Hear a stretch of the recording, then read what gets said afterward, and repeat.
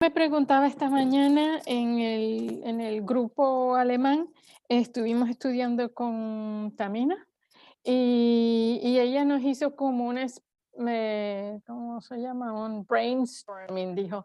Era como todos añadiendo em, información para saber qué es lo más importante nosotros estudiar, qué es lo que nosotros tenemos que saber. Y yo pregunté sobre este tema porque me interesaba saber por qué la anciana Tess dijo que este capítulo específicamente es verdad presente. Y me llamaba la atención porque todos decían algo y ya también tenía un esquema hecho y tenía iglesia y estado y y todo lo que va adentro y tenía el gobierno de Estados Unidos y todo lo que va allí, la historia de los protestantes y lo que está ahí, pero yo no veía que nadie decía la protesta de los príncipes y lo que pasó en 1529. Entonces yo pregunté. Y bueno, también me contestó de que es que esto es como el inicio, es el inicio. Es decir, entonces estamos empezando nosotros con las bases.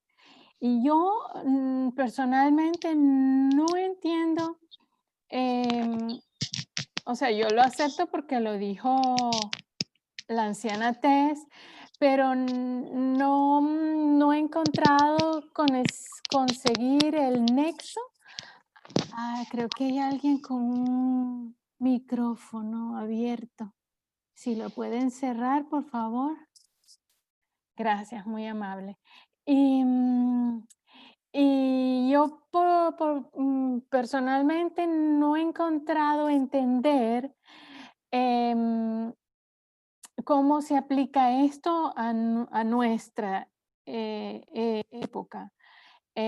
¿Por qué? Vamos a seguir adelante para mostrarle una parte chiquitica de lo que nos mostró la anciana Tess cuando en el 2018 lo presentó en Arkansas y luego en Francia. Y bueno, las presentaciones de Oceanía no me la he visto, pero em, allí ella empezó a darnos o a compartir con nosotros lo que el Señor le mostró a ella.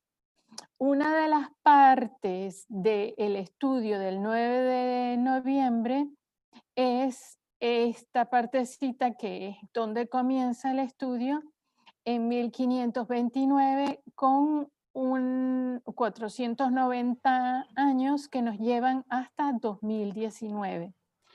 Y los eventos que se pueden fijar en 1529 fueron los que ella presentó, fueron la protesta de los príncipes, el sitio y el sitio de Viena. Yo estuve buscando en Wikipedia. Bueno, en internet me llamaba la atención porque este es el año importante para nosotros de acuerdo a este gráfico.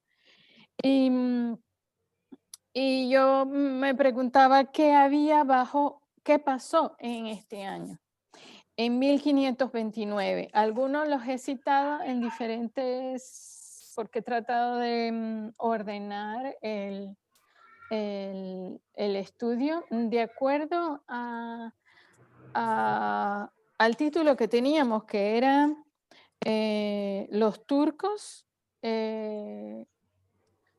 los turcos, Francia, el papado y Carlos V, que es la cita, que son mm, los elementos que nombra la cita de la que habló ayer nuestra hermana Solange.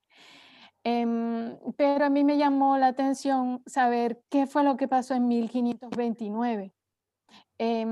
Cita no solamente la protesta de los príncipes y el sitio de Viena. La protesta de los príncipes la pone como el 19 de abril y el sitio de Viena tiene 3 diferentes fechas que más adelante las vamos a ver. Y la que yo pensaba que me iba a llevar a el papado, a ver el cumplimiento de por qué la hermana White dice que el papado, pero vamos a ir para allá para poderlo entender, porque estoy hablando en clave aquí con ustedes. Y por favor, si tienen alguna cosa que añadir o quieren o tienen información que nos pueda ayudar para entender el porqué de este estudio, entonces ustedes por favor añádanlo, ¿verdad? Aquí tenemos las citas que leímos ayer. La primera, bueno, esta es todo un párrafo, ¿verdad? Lo que pasa es que yo lo dividí porque me gustaba más cómo se veía así para visualmente, me parecía mejor. Entonces, bueno, como ya les dije, esta es la razón. Los turcos, Francia, el papado y su relación con Carlos V. Esforzábase. Si alguien me lo puede leer, por favor, la primera.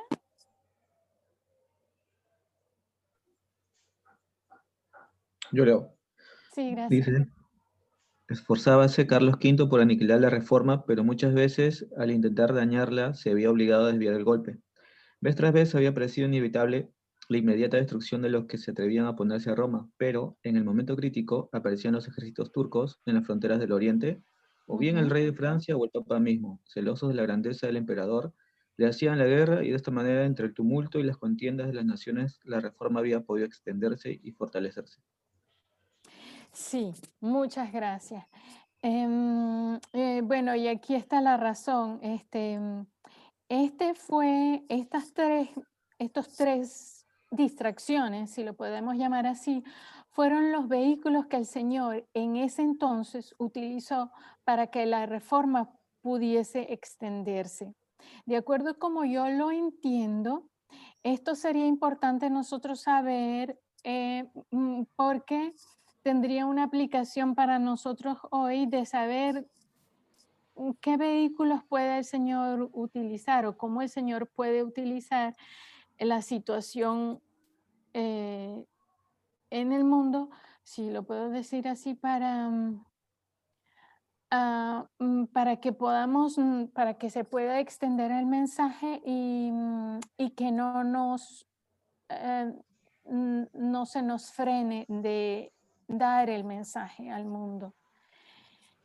Entonces, debido a esto, fue que empezamos a buscar. Y fíjense que aquí dice que en el momento crítico aparecían los ejércitos turcos en las fronteras del Oriente. Y esto pues pienso que se trata de el sitio de Viena. Y por eso vamos a ir a la siguiente para ver qué más dice, porque, no, esa se trata de la otra. Oh, creo que es la última, esta. Estos son los turcos y Soleimán. Bueno, vamos a ver la foto de Soleimán. Estos son Solimán, el Magnífico, que era el sultán, creo que es que se llama, el rey, por decirlo así, del Imperio Otomán, y fue el que se enfrentó fue el que sitió a Viena. Y aquí vemos una foto de Carlos I, que él era no solo, él tenía un abolengo muy grande. Él era Carlos I de España, pero también era Carlos V del Imperio Sacro-Romano Germánico. Me llamó la atención de que acabé de ver algo sobre él, que él ni siquiera hablaba alemán, tampoco hablaba español y su idioma era francés. Y y entonces ahora vamos a lo otro. Este es su árbol genealógico. Sus abuelos pues eran Fernando el Católico, Isabel la Católica. Bueno, al ver esta parte de su familia podemos entender por qué él estaba tan aferrado a la Iglesia Católica, porque él quería establecer su imperio, pero estableciendo la fe católica. Y Juana la Loca era su mamá. De parte de su mamá heredó la corona de Castilla, el reino de Navarra, el reino de Granada y Islas Canarias, territorios del norte de África y territorios de América. Era increíble el poderío que él tenía por su familia. Y de parte de su abuelo materno era la corona de Aragón, esto es en España, el reino de Nápoles, Cerdeña y Sicilia, que estas son Sicilia y Nápoles, eso es el sur de Italia. Em, y, y Cerdeña es una isla, creo que le pertenece a Francia. Me corrigen si me equivoco. Y de parte de su papá tenía a sus abuelas, su abuela María de Borgoña y Maximiliano I, que eran de Austria y Suiza. Y de allí tenía el derecho al trono del Sacro Imperio Romano.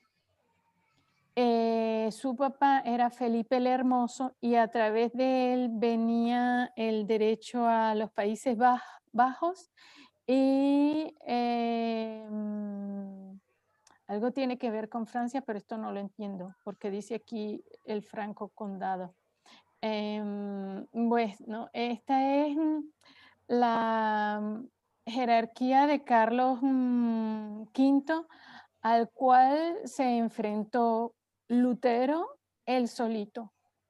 Bueno, déjenme ver si tengo algo más por aquí. Este era lo del edicto de la dieta y lo de los turcos era lo que quería nombrar. Esto tiene que ver con la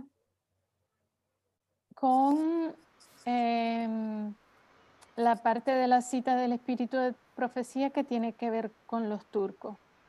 El Solimán para mí era parecido porque él también tenía mucho territorio. En alguna parte, creo que fue en un artículo que envié al chat, decía que eran alrededor de a ver, creo que lo apunté por aquí. Sí, eran 12.000 kilómetros de fronteras. Y bueno, no llegué a poder adjuntar aquí un mapa, pero el territorio que él abarcaba era bastante grande también. O sea que era un coloso, por decirlo así, contra otro coloso. Él tenía dominio en Turquía, tenía dominio sobre Palestina, Siria, bajaba hasta Egipto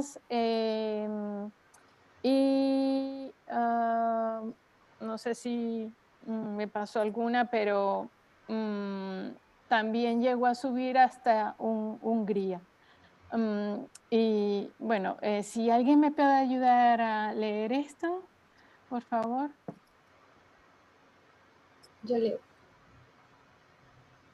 Se le conoce en Oriente como el Magnífico, como el esplendor y opulencia de su corte, además de por su fama personal de hombre generoso y desprendido.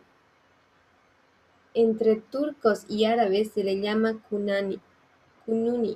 El legislador recopiló, organizó y codificó la legislación civil y administrativa. Entre los registros de lo que pasó en 1529 se encuentran el de 10 de mayo, el ejército turco bajo el Solimán I deja Constantinopla para una vez más invadir Hungría. El 3 de septiembre, Viena es asediada por las tropas turcas y el 15 de octubre Carlos V levanta el cerco de Viena por Solimán el Magnífico. Es decir, el sitio duró desde septiembre hasta octubre. de acuerdo como yo lo entiendo, ¿no? Y bueno, allí vemos que se cumple la distracción que tenía Carlos V. Él en ese momento estaba distraído también tenía sus tropas creo en Italia y no alcancé a poder ver qué más, qué otras circunstancias habían en esa historia. Otra parte de la historia es la dieta de Espira. Y esto fue lo que ya estudiamos con la hermana Solange ayer. Si otra persona me puede ayudar aquí a leer. Primero puse la dieta de Espira y una aclaratoria del edicto de Worms.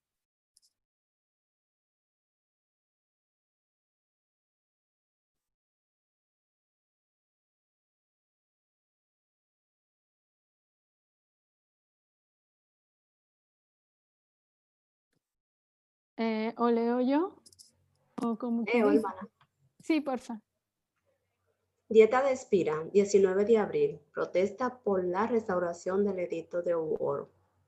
Comenzando el movimiento protestante. Sitio. El edicto de Worms fue proclamado el 25 de mayo de 1521 por el recientemente elegido emperador del Sacro Imperio Romano Germánico, Carlos V, y el cardenal Girolamo Alejandro, nuncio papal, contra Lutero tras el episodio de la Dieta de Worms, en los inicios del proceso conocido como Reforma Protestante. Este nuncio papal era como el representante del papado fuera del Vaticano. Siento mucho que no tengo más información, pero eso fue todo lo que pude recopilar. Eso se trata el sitio de Viena y la protesta de los príncipes. Si alguno quiere agregar alguna cosa que sabe más acerca de esta cita, pero yo no pude encontrar más información.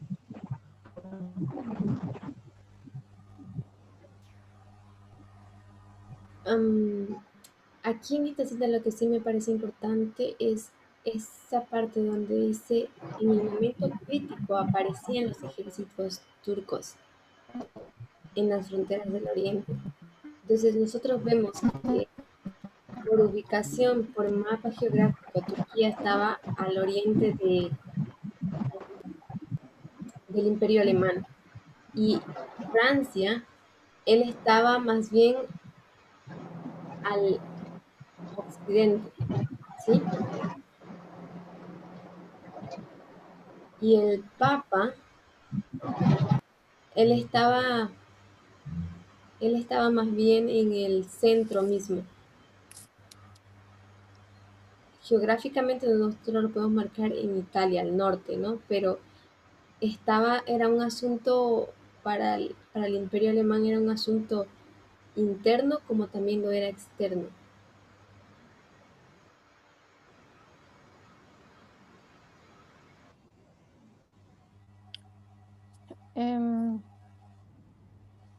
No sé si alguien más tiene algo que decir, pero yo lo siento, pero no tengo más información, solamente lo entiendo así como está, pero no pude verificar qué fue lo que hizo el Papa. Hay un vídeo que lo nombra, pero no llegué a encontrar ninguna literatura que lo explicara para saber que de verdad es así o que una fuente escrita fidedigna para poder explicar o entender qué fue lo que hizo el Papa como para distraer a Carlos V. Y, y, eh, bueno, del rey de Francia, pues sí lo vi en un vídeo, pero no estaba explicado como para poderlo entender y poderlo explicar.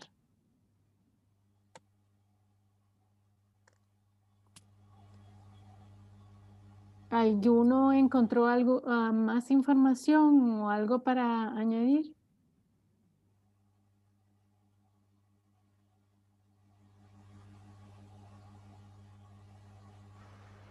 Yo tengo algo, pero la verdad es que no lo tengo comprendido completamente, así que nombrarlo ahora sería como enredarlos, porque necesito comprenderlo primero bien la historia. Sí, sí. Después, Yo creo que si nosotros queremos, es mi opinión y es a la conclusión a la que llegué, para poder entender estas cosas hay que leer mucho, pienso, o ver documentales, y eso toma tiempo.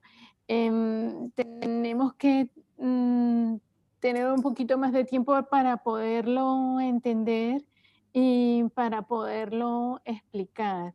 Debido a eso, o sea, esto es historia. A mí me interesa mucho la historia, pero lleva un tiempo en que tú tengas que o puedas llegar a leerlo, a entenderlo, qué circunstancias habían en esa historia para poder llegar a conclusiones que te lleven a un estudio que sea productivo. Pero la verdad que tenía muy poquito tiempo de ayer para hoy. Y si alguno más tiene algo que añadir acerca de los turcos, por ejemplo, no encontré más nada que yo pudiera agregarles mm, a lo que ya les dije. solo tal vez como dato inicial o como para empezar la historia de la relación de Roma el, con Carlos V, lo que ella tenía en contra de era que el emperador Carlos V, el anterior, era el emperador Luis II, si no me equivoco, ¿sí? Ellos tenían conquistada Constantinopla y esto era algo que históricamente o era un patrimonio que le pertenecía a la Iglesia Católica históricamente. Entonces, esta era una de las contiendas que tenían ellos, pero tendríamos que estudiar bien esa historia, como bien dijo. Sí. Bueno, yo sugiero que, dicho esto, y ya que creo que no tenemos más información para poderlo estudiar, yo sugiero que hagamos una oración y terminemos la reunión. Si alguno quiere añadir algo o quiere decir algo, lo puede hacer. Pero si no, podemos terminar con una oración.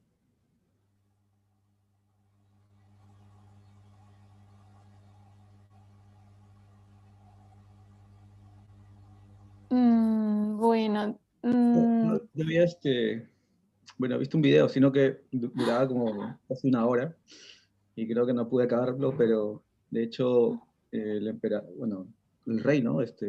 Francisco I, o emperador, decía que era su enemigo acérrimo de Carlos V, porque él perdió también esa corona, ¿no? Del imperio austro-romano alemán, bueno, tú larguísimo. dices el de Francia. Sí, Ok.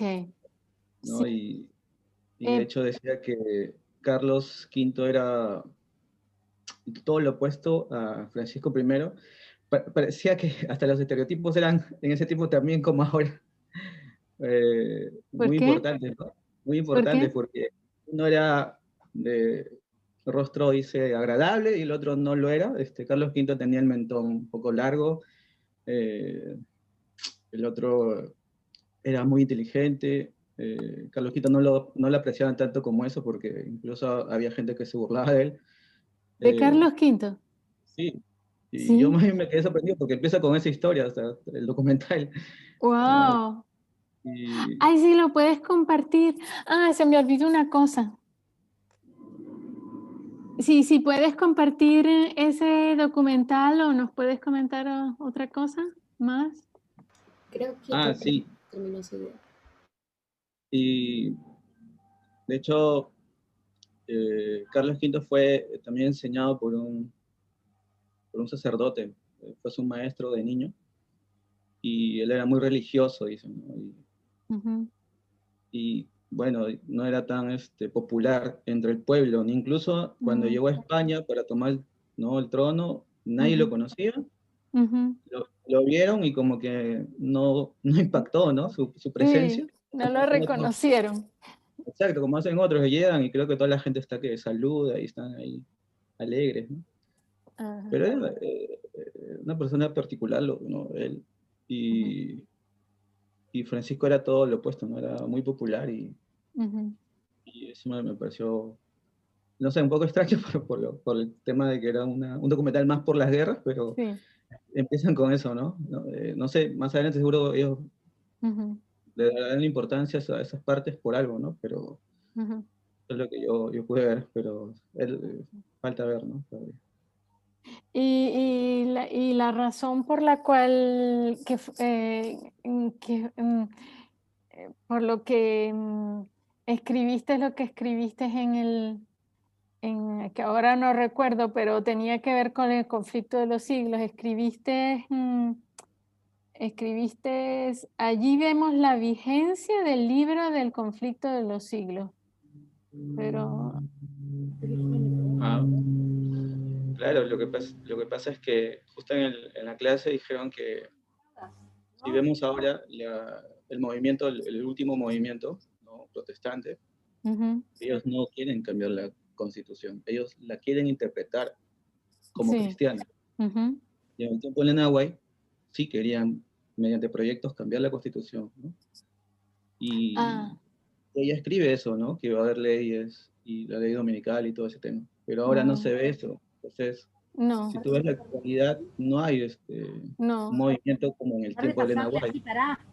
En ¿Ah? lugar de Bueno, es que tenemos que, bueno, como hablamos con Miriam, em, que tenemos que comprender esa historia en el tiempo de la hermana White para ver o sea, eh, yo veo ahí la importancia de la historia, de que, de que si estudiamos en el tiempo de la hermana White cómo se cumplió lo que ella estaba viendo que iba a suceder y que estaba sucediendo y ver la transición hasta nuestros tiempos, entonces nosotros podemos em, entender ese cambio. Pero ya no puedo decir más nada porque ya no sé más nada. Aquí les puse 2 vídeos em, y el segundo no lo pude terminar de ver porque no me daba más tiempo. Am, pero me pareció que era interesante y estaba bien hecho. Es de la televisora española. Pienso que es una buena fuente.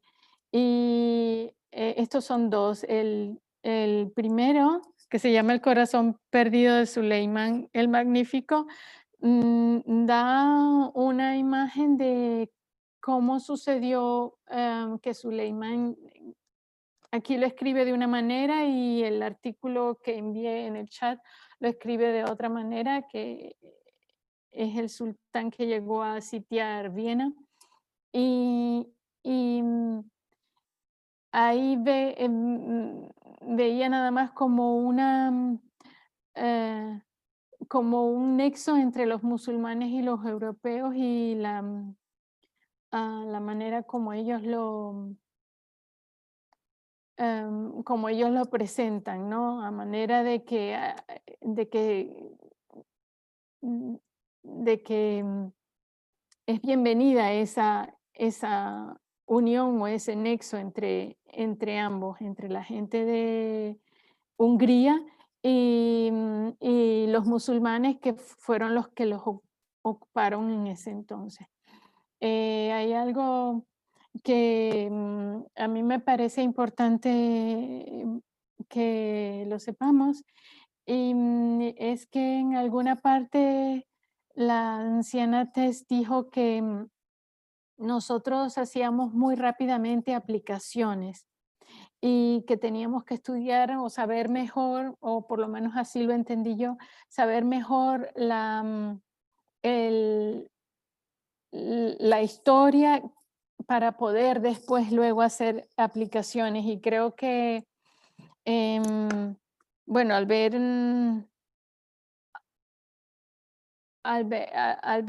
esta situación para mí es un poquito que me hace dar cuenta de lo importante es que es primero saber lo que sucedió y cómo sucedió y en qué circunstancias para poder saber cómo se aplica a mi historia, porque no lo puedo hacer así en el aire, ¿no? Por decirlo así. Y bueno, dicho esto, yo pienso que podemos orar y pedirle al Señor que nos ayude también con nuestra organización personal para que podamos cada uno avanzar en tener el conocimiento necesario para, para poder entender las profecías, para poder entender em, el mensaje como es y estar preparados para poderlo presentar primero a los levitas y luego a los netinios. Si, si pueden orar conmigo, por favor.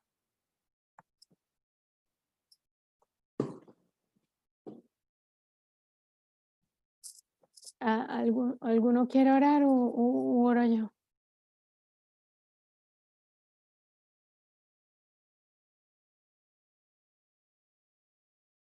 Bueno, entonces voy a orar yo. Querido Padre Celestial, te quiero pedir, Padre Santo, que perdone mis faltas y nuestras faltas, que nos ayudes a tener la organización necesaria para poder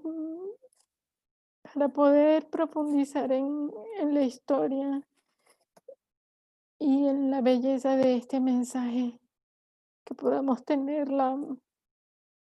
las raíces bien arraigadas en la verdad, que ya no hagamos las cosas como antes, sino que nuestros, nuestros cerebros funcionen como, como tú lo tienes pensado que lo hagamos, de manera racional, que nuestros cerebros no estén en función de reflejos, sino en función de, de cerebro pensante, que es más lento, pero que puede estar, a mi entender, o pienso que puede estar o ser mejor utilizado para ser preparado para la misión. Queremos pedirte que tengas piedad de nosotros y nos sigas ayudando para avanzar, para que podamos estar preparados a llevar este mensaje a los levitas y luego a los netinios.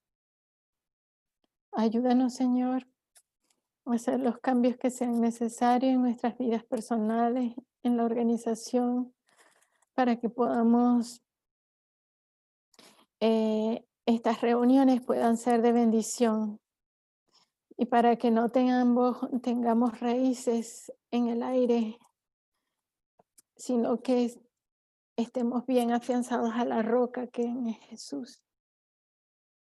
Te damos gracias por esta posibilidad que nos das para estudiar a través de Zoom y que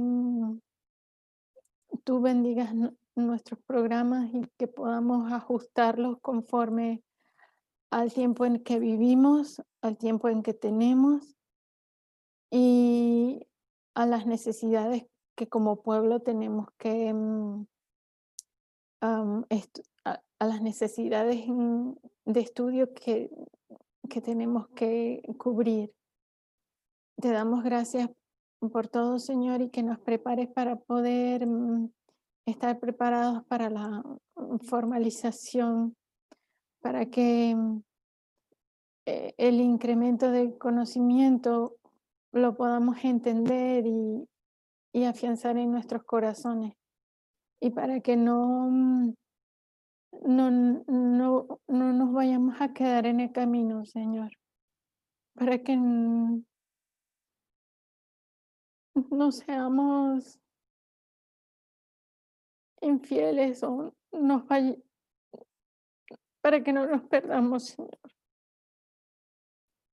En el nombre de Jesús te lo pido todo. Amén. Amén. Amén. Bueno, mis hermanos, me disculpan.